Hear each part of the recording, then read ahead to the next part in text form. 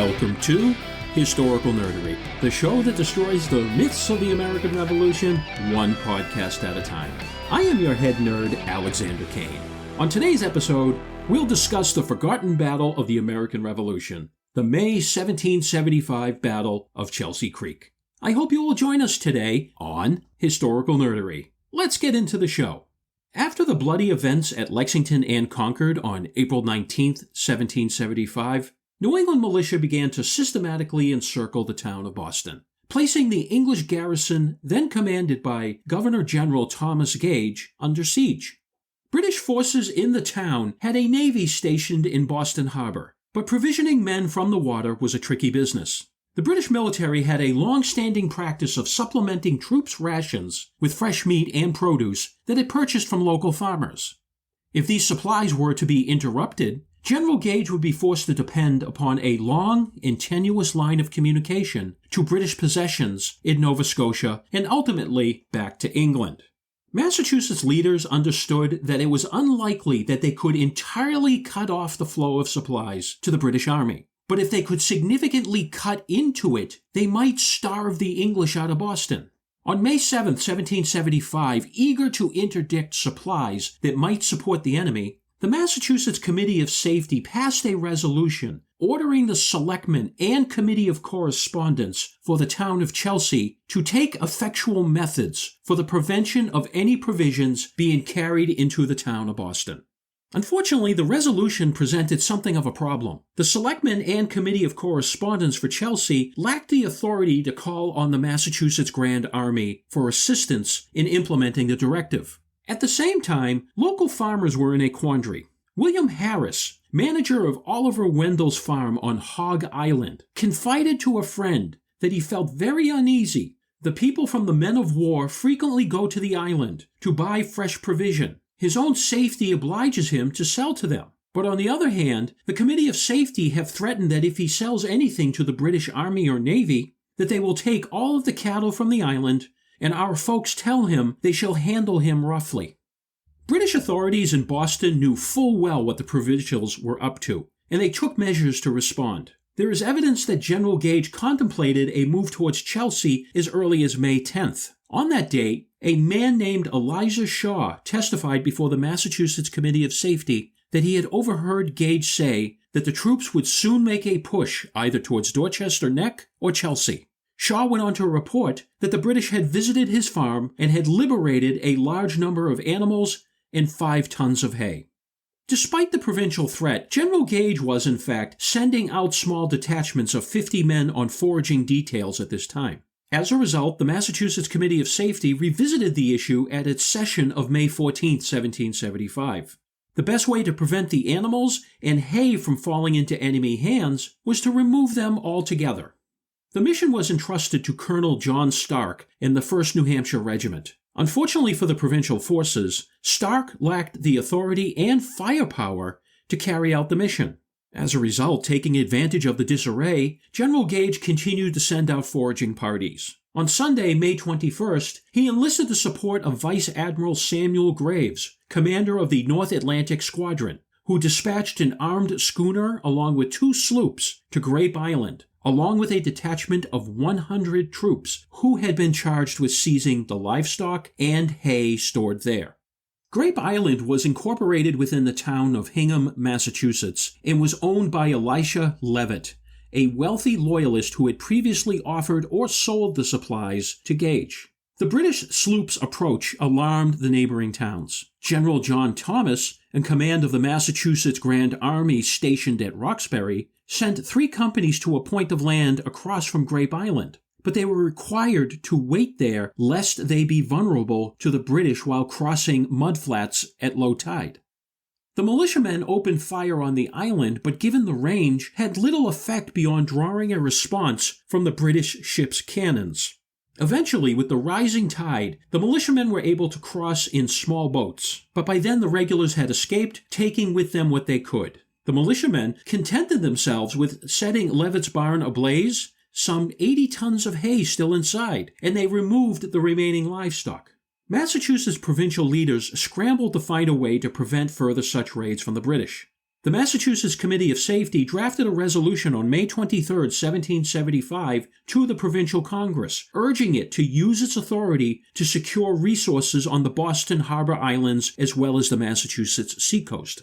In response, Major General Artemus Ward, Commander-in-Chief of the provincial militia, convened a council of war to discuss removing or destroying all supplies on Noddle's and Hog Island.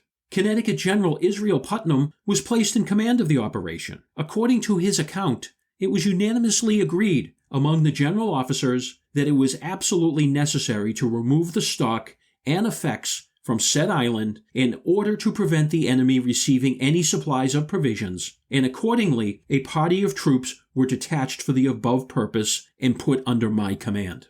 British spies quickly gathered intelligence and passed it on to Gage. In a note to Vice Admiral Graves, dated the morning of May 25th, Gage wrote, "I have this moment received information that the rebels intend this night to destroy and carry off all of the stock on Noddle's Island, for no reason but because the owners having sold them for the king's use. I therefore give you this intelligence that you may please to order the guard boats to be particularly attentive and to take such other measures as you may think necessary for this night." Admiral Graves concurred. He recommended landing a guard upon the island as the most probable means of preserving the hay from being destroyed. It may have been this force that Lieutenant John Barker of the King's Own Regiment stationed in Boston referred to when he recorded, 50 men ordered last night did not go on account of the tide not serving. Graves, to be sure, was not concerned with the livestock and hay alone. He had to protect naval storehouses he had set up on the islands.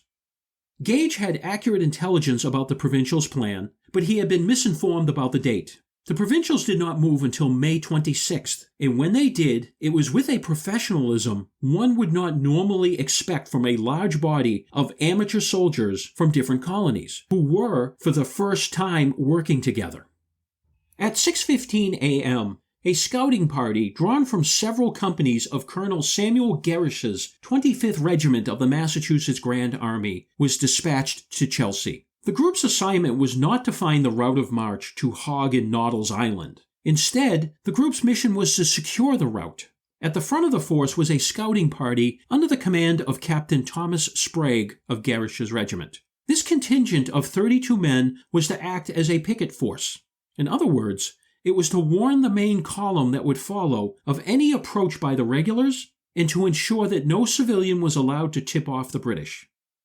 That night, a force of 200 to 300 men under the command of Colonel John Nixon marched out of the provincial camp at Cambridge and proceeded towards Medford, Massachusetts, where they joined another 300 men under the command of New Hampshire Colonel John Stark. In addition to Nixon, Gerrish, and Stark's men, the detachment was bolstered with small detachments of 10 to 15 men drawn from 2 other regiments. Nixon left Cambridge along the Old County Road, crossed the Mystic River at an old bridge and ford, and proceeded on to Medford, where he rendezvoused with Stark. Together, the 600-man contingent of Massachusetts and New Hampshire militiamen marched out along the Old County Road, through Malden, and on to the meeting house in Chelsea.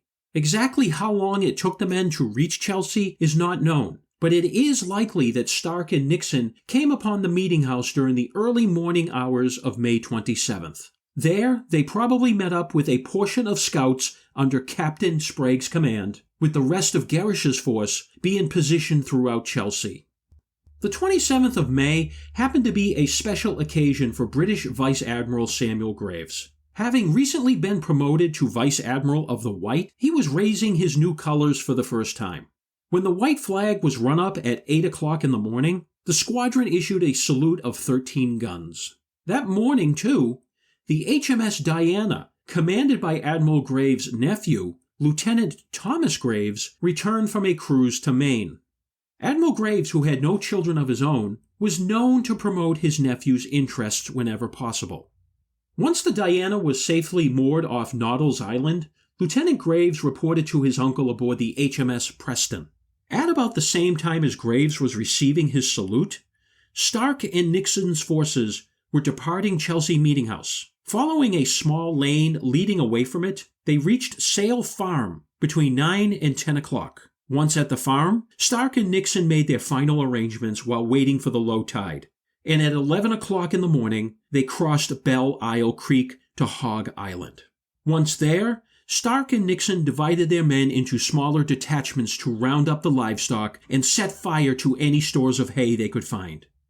The work progressed slowly, but some 411 sheep, 27 horned cattle, and 6 horses were herded back to the mainland.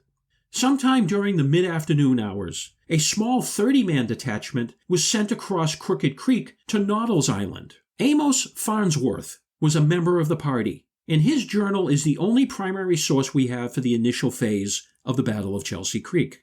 Farnsworth relates that the men set one of the house and barn on fire, killed some horses and cattle, brought off 2 or 3 cows and 1 horse. General Putnam explained the rationale for the action, and it was agreed amongst the general officers that if the stocks and provisions could not be got off the said island without great hazard and loss of the American troops, that in that case it would be expedient to destroy or consume the farm, which was accordingly done.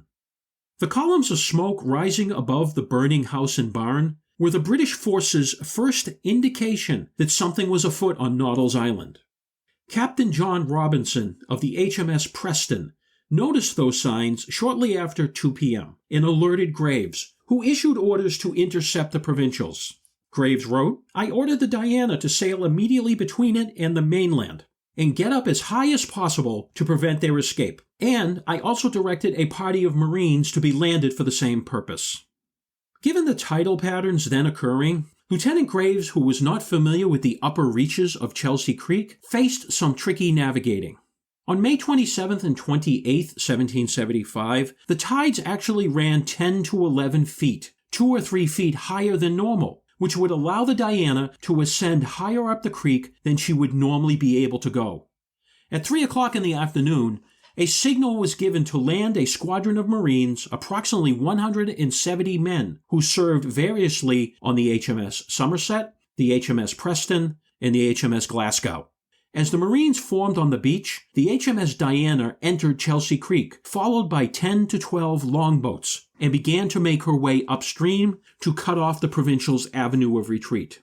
As soon as she entered Chelsea Creek, the Diana began taking small arms fire from Sprague's company, positioned in buildings and behind stone walls at a nearby ferry. The time of this engagement was around 4 o'clock in the afternoon. The 30 Provincials on Noddle's Island were not aware that the British were moving in on their position.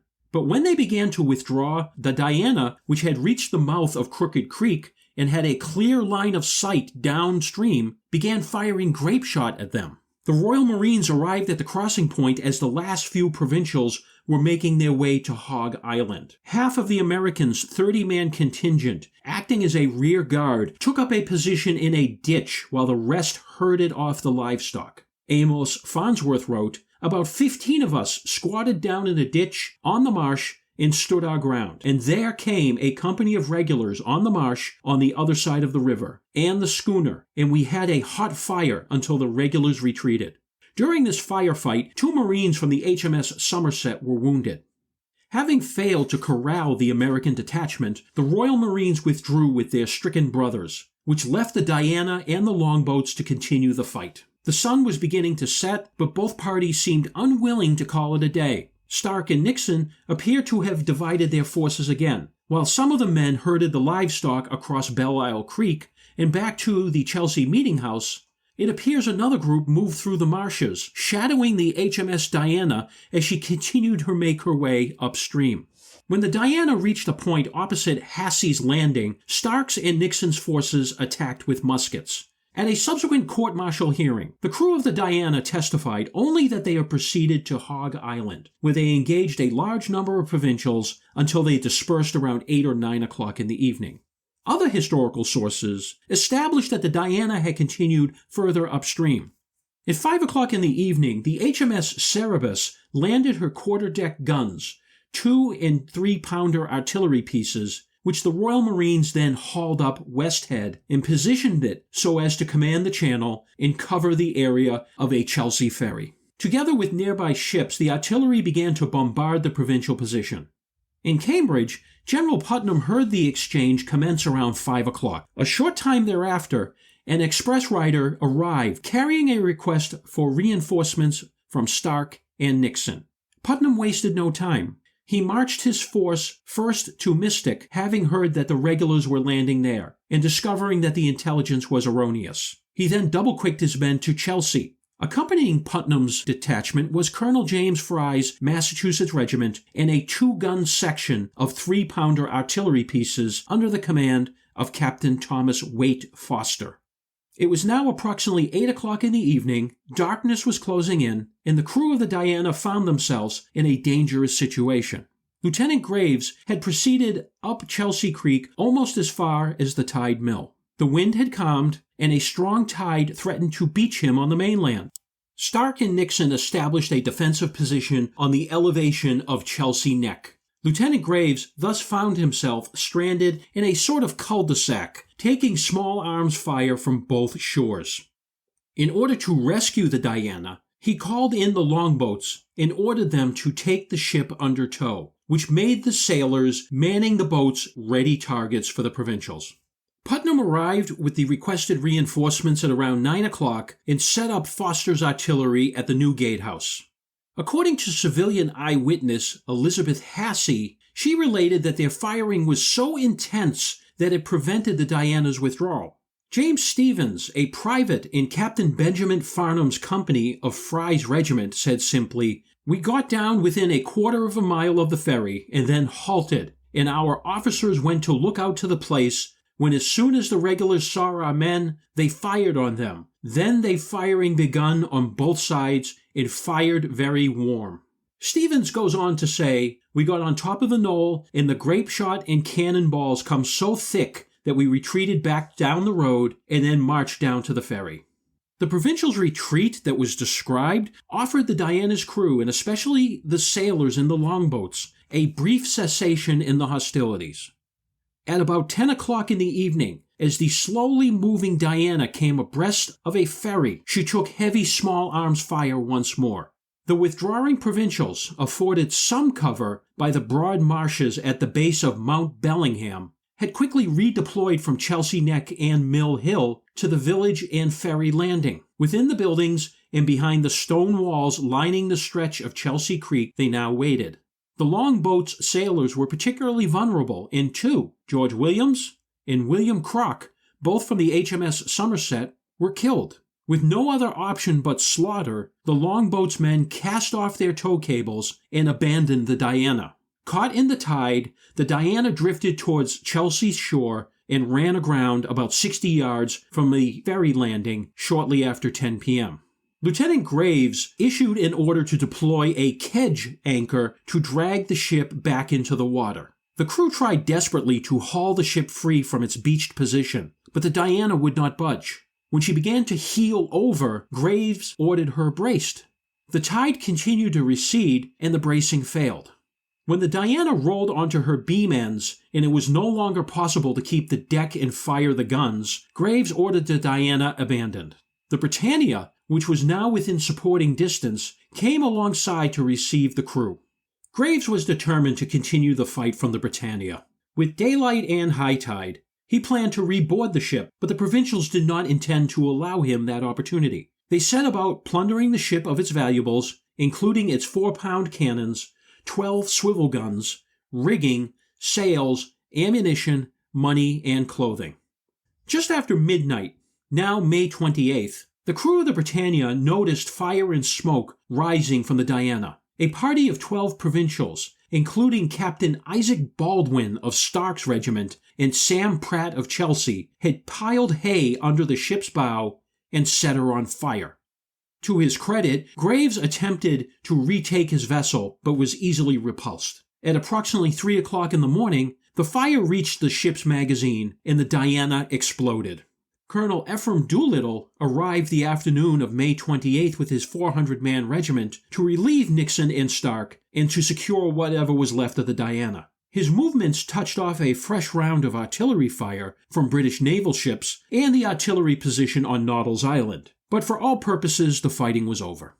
Stark and Nixon, having relieved the British of a sizable number of livestock and several tons of hay, withdrew back to their camps. Estimates vary, but in addition to what was taken from the Diana, the Americans obtained approximately 600 sheep, 40 head of cattle, and horses. Surprisingly, losses for the entire action were extremely light. 3 provincials were wounded, 2 British dead, and several wounded.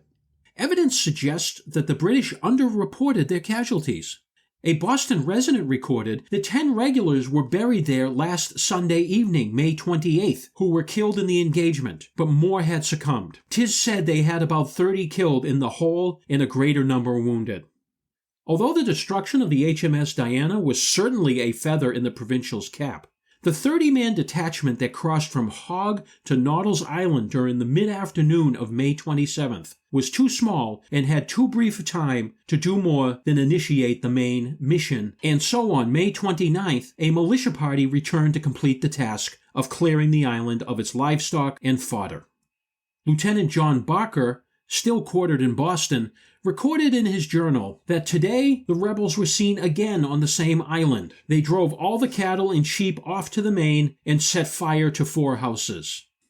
What is most interesting about the May 29th provincial incursion is the British response. They did nothing. General Gage made preparations for a move towards Noddle's Island, but then must have thought better of it. Once more, on May 30th, the Provincials returned to Noddle's Island and proceeded to burn all the structures and supplies located on that island. One of the structures burned was the Royal Navy's Cooperage House. In response, Admiral Graves saw fit to act. Lieutenant Barker reported that while the naval vessels moored in the harbor bombarded the Provincials, a schooner was also sent to fire along the shore. The next morning, the Royal Marines were dispatched to Noddle's Island to retrieve whatever was left in the naval storehouse. The Provincials did not return to Noddle's Island again until June 3rd, when a Captain Robinson on board the HMS Preston reported that he fired several times at the rebels to prevent them entrenching on the island. The last action related to the Chelsea Creek battle took place on Noddle's Island on June 10th. On this occasion, a Royal Navy officer wrote that the Provincials entered again and burned and destroyed the warehouse, the last building on said island. This final instance of arson provoked no reaction beyond a brief bombardment from the HMS Somerset. Except for an odd small detail sent to gather up hay, neither the Provincials nor the British expressed any further interest in Noddle's Island for the duration of the siege. Yet the importance of Chelsea Creek should not be overlooked. For the first time, the Provincials took the offensive as they commenced operations to remove livestock and fodder from Hogg and Noddle's Island. This new aggressive posture demonstrated that the provincial Massachusetts Grand Army was surprisingly well prepared less than a month after the hostilities of Lexington and Concord, and that its troops were willing to fight to achieve strategic goals. I hope you have enjoyed today's episode of Historical Nerdery.